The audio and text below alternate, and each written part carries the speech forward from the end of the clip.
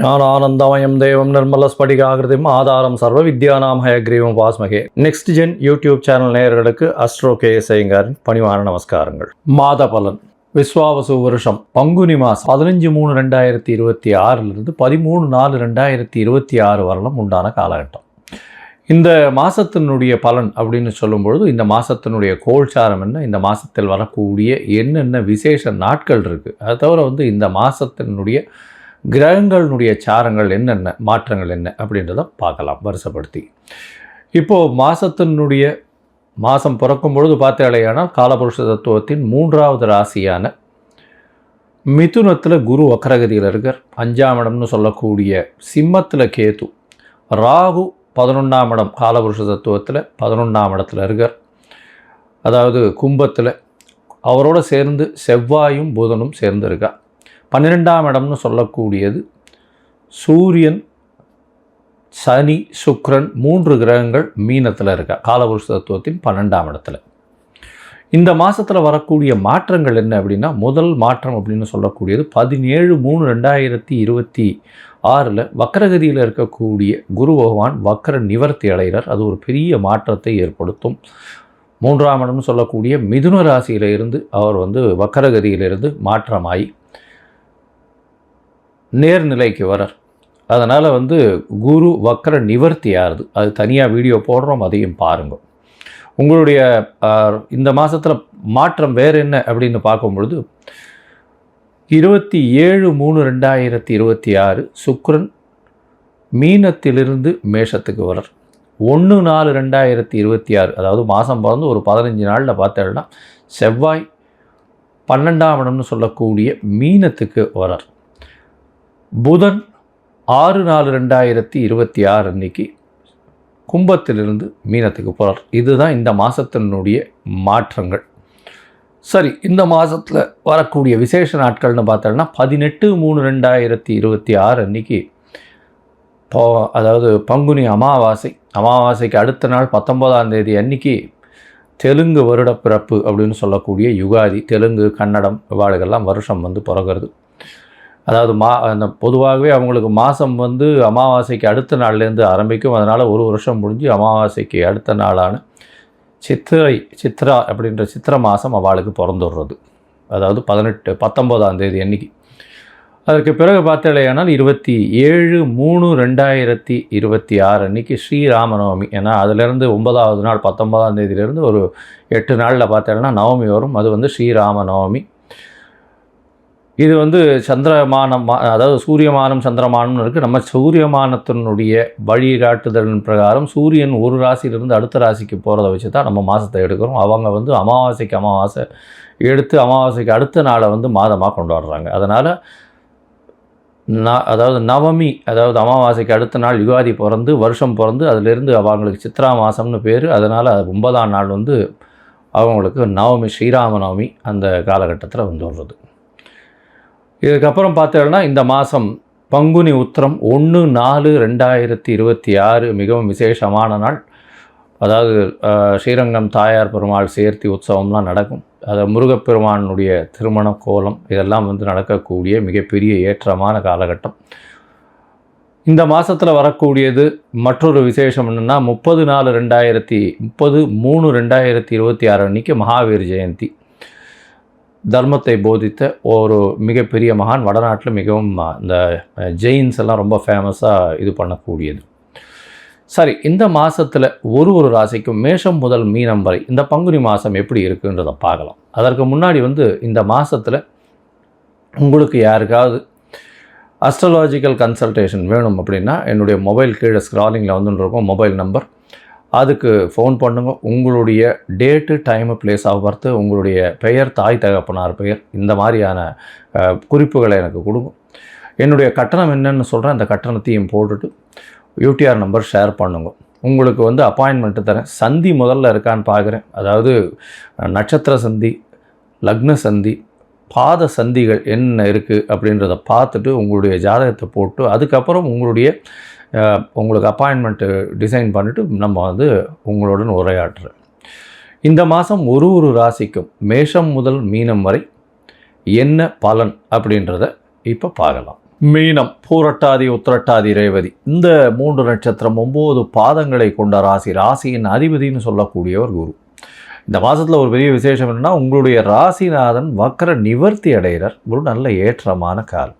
என்ன அப்படின்னா, 4ஆம் இடத்துல இருக்கிறதுனால தாயின் உடல்நிலையில் நல்ல ஒரு ஏற்றம் இருக்கும். படிக்கக்கூடிய மாணவர்களுக்கு நல்ல ஒரு ஏற்றம் இருக்கக்கூடிய காலகட்டமாக அமையப்போகிறது. புதிய வீடு மனை வாங்கக்கூடிய பாக்கியம் வரும். புதிய செலவுகள், சுப செலவுகள் வரக்கூடிய காலகட்டமாக அமையப்போகிறது. இந்த மாதத்தில் உங்களுடைய ராசிக்கு சூரியன், சனி மற்றும் சுக்கிரன் 3 பேர் உங்கள் ராசியில் இருக்கார். சுக்கிரன் உச்சம் பெற்று போய் இருக்கக்கூடிய காலகட்டம். அதாவது 3, 8 அதிபதி உச்சம் பெறார். வெளிநாடு, வெளியூர், வெளிமாநிலம் சென்று வரக்கூடிய வாய்ப்பு, வெளிநாட்டிலிருந்து திடீர் பணயோகம் அது வரக்கூடிய காலகட்டமாக அமையும். அரசாங்கத்தின் மூலியமாக சூரியன் சனி சேர்க்கை இருக்கிறதுனால அரசாங்கத்தின் மூலியமாக நிச்சயமாக ஒரு நல்ல ஒரு ரிவார்டு வரக்கூடிய வாய்ப்பு.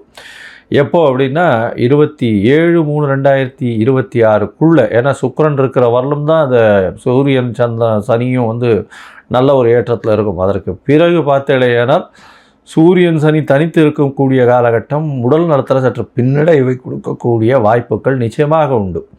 தீர்க்கமான சிந்தனை இருக்காது. எந்த ஒரு விஷயத்திலையும் பயங்கர கன்ஃபியூஷன் இருக்கக்கூடிய வாய்ப்பு, ஆளுமை இருக்கக்கூடிய திறன் இருந்தாலும் அதில் மிகப்பெரிய பிரச்சனைக்கும் சவாலை எதிர்கொள்ள வேண்டிய காலகட்டமாக அமைய போகிறது. இந்த மாதம் பார்த்தாலேயானால் உங்களுடைய ராசிக்கு உடல் நலத்தில் சற்று பின்னடைவு இருக்கும். என்ன சார் இப்படி சொல்கிறீங்க? 6ஆம் அதிபதி ராசியில் இருக்கார். 6ஆம் இடத்துலையும் கேத்து இருக்கார். உடல் நிலையில் பின்னடைவு, ஜென்ம சனி வேறு, மென்டல் டிப்ரெஷன், மென்டல் ஸ்ட்ரெஸ்ஸு, இதெல்லாம் கொஞ்சம் மன அழுத்தங்கள் அதிகமாக வரக்கூடிய வாய்ப்புகள் மிகவும் அதிகம். எந்த ஒரு விஷயத்திலையும் பொறுமையாக இருக்கிறது நல்லது. மனசை லேசாக வச்சுக்கிறது ரொம்பவுமே நல்லது. எந்த விஷயத்தையும் மைண்டில் ஏற்றின்னு போய் ரொம்ப ப்ரெஷரில் போகாததுக்கு நல்லதாக இருக்கும். 12ஆம் இடத்துல இருக்கக்கூடிய ராகு, செவ்வாய், புதன் இந்த 3 கிரகங்கள் தூக்கம் வராமல் தடுக்கக்கூடிய கிரகங்கள். உங்களை தூங்க விடாத அளவுக்கு மனசில் சஞ்சலத்தை கொடுக்கக்கூடிய வாய்ப்பு. 12ஆம் இடத்துல ராகு வெளியூர், வெளிமாநிலம் சென்று வரக்கூடிய பாக்கியத்தை கொடுக்கும். 2ஆம் அதிபதியான செவ்வாய் 12ல் இருக்கிறதுனால உங்களுக்கு நிச்சயமாக செலவுகள் கொஞ்சம் அதிகமாக இருக்கும். குரு பார்வையினால் செலவுகள் சுப செலவுகளாக மாறக்கூடிய வாய்ப்புகள் இந்த காலகட்டத்தில் வரும். இருந்தாலும் செலவுகள் நல்லபடியாக இருக்கக்கூடிய வாய்ப்பு, அதீதமான செலவுகள் வரக்கூடிய வாய்ப்பு, புதியதாக வீடு வாங்கக்கூடிய வாய்ப்புகள் இந்த காலகட்டத்தில் வரும். இந்த மாதம் பார்த்தீங்கன்னா உங்களுடைய ராசிக்கு 2ஆம் இடத்துல சுக்கிரன் போகிறார். அதாவது எப்போ 27/4/2026 அன்றைக்கி 2ஆம் இடத்துக்கு சுக்கிரன் மாறுறார்.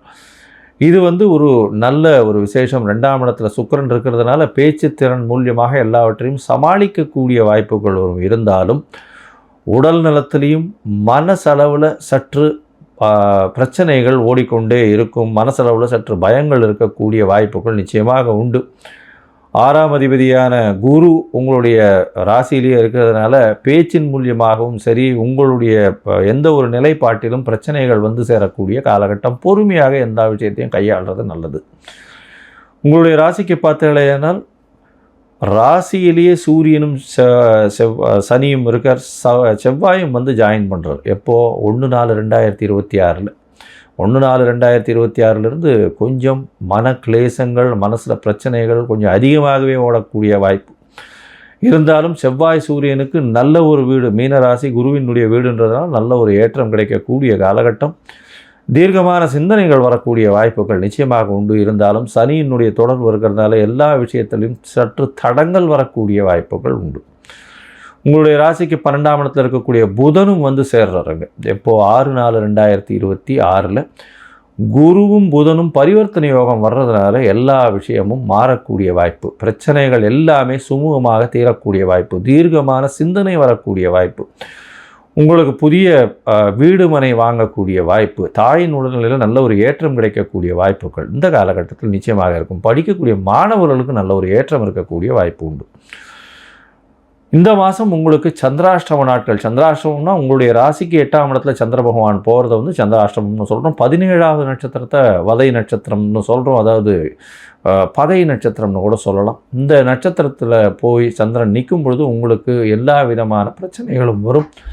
அந்த காலகட்டத்தை புதுசாக புதிய முயற்சி வேண்டாம், வெளியூர் வெளிமாநில பிரயாணம் வேண்டாம்னு சொல்கிறோம். ஒரு வேளை பண்ண வேண்டி இருந்ததே. ஆனால் சந்திரனுக்குண்டான எளிய பரிகாரம்னு சொல்லக்கூடிய அருகில் இருக்கக்கூடிய சிவன் கோவிலில் போய் தயிர் அபிஷேகத்துக்கு கொடுத்துட்டு வாங்க. உங்களுக்கு வரக்கூடிய எல்லா விஷயங்களில் தடங்கள் எல்லாமே சந்திராஷ்டமத்தின் மூலமாக வரக்கூடிய தடங்கள் நிச்சயமாக நீங்கும்.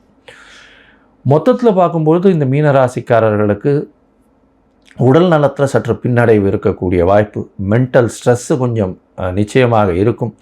உங்களுடைய ஆளுமை, உங்களுடைய தான் என்ற கௌரவம் எல்லாம் சற்று குலையக்கூடிய வாய்ப்புகள் நிச்சயமாக உண்டு. உங்களுடைய ராசிக்கு பார்த்தோன்னா பணவரவிற்கு பஞ்சம் இருக்காது. செலவுகள் சுப செலவுகளாக இருக்கக்கூடிய வாய்ப்புகள் உண்டு. வெளியூர், வெளிமாநிலம், வெளிநாடு போயிட்டு வரக்கூடிய பாக்கியம் உண்டு. தொழிலில் பெரிய ஏற்றம் இருக்கக்கூடிய வாய்ப்புகள் இருக்கும். பார்ட்னர்ஷிப் தொழிலில் பெரிய மாற்றங்கள் உண்டு. எப்போது 6/4/2026 மேலே பார்ட்னர்ஷிப் தொழிலில் பெரிய ஏற்றம், எதிர்பாலினத்தவர் மூலியமாக நல்ல ஒரு சந்தோஷமான செய்தி வரக்கூடிய வாய்ப்புகள் உண்டு. இந்த மாதத்தில் எல்லா விதமான வெற்றிகளும் வரும். இருந்தாலும் ஜென்மத்தில் சனி இருக்கிறதுனால எல்லா தடங்கல்களும் சேர்ந்து வரும். அதனால் ரெண்டுத்தையுமே ஈக்குவலாக பேலன்ஸ் பண்ணி போகிறது, மென்டல் ஸ்ட்ரெஸ் எடுத்துக்காமல் பொறுமையாக போகிறது ரொம்பவுமே நல்லது. இந்த மாதம் உங்களுக்கு வரக்கூடிய சந்திராஷ்டம தினம்னு சொல்லக்கூடியது 3ஆம் தேதியிலிருந்து 5ஆம் தேதி வரலும், ஏப்ரல் 2026 வரல மாதத்தில், அதாவது ஏப்ரல் 2026. இந்த மாதத்தில் உங்களுக்கு வரக்கூடிய பிரச்சனை, தசாபுக்தி, அந்தரம், சூக்ஷ்மம் அந்த அளவுக்கு விசேஷமாக இல்லை. அப்படின்னா நீங்கள் அருகில் இருக்கக்கூடிய தட்சிணாமூர்த்தியை போய் வழிபட்டு வாங்கும். தட்சிணாமூர்த்தியை போய் வழிபட்டு வர்றதன் மூலியமாக உங்களுக்கு ஒரு பெரிய ஏற்றம் வரும். வியாழக்கிழமை சாயந்தரம் அதாவது வியாழக்கிழமை கார்த்தால 6 to 7 இந்த குரு ஹோரை இருக்கும். அந்த காலகட்டத்தில் போய் தட்சிணாமூர்த்தியை சேவிங்க. இல்லைன்னா குரு பகவானுக்கு உண்ட காயத்ரி மந்திரம் ஏற்கனவே சொல்லியிருக்கோம், அதில் போய் குரு காயத்ரி மந்திரத்தை சொல்லிட்டு வாங்க. 3 தடவையாவது சொல்லுங்க. இந்த மூக்கு கடலை சுண்டல் கொஞ்சம் விநியோகம் பண்ணுங்க. அதாவது பிள்ளையாருக்கு வச்சுட்டு தானம் பண்ணுங்க எல்லாருக்கும். அது உங்களுடைய வரக்கூடிய பிரச்சனைகள் எல்லாவற்றிலும் நிச்சயமாக கம்மி பண்ணக்கூடிய வாய்ப்புகள் உண்டு.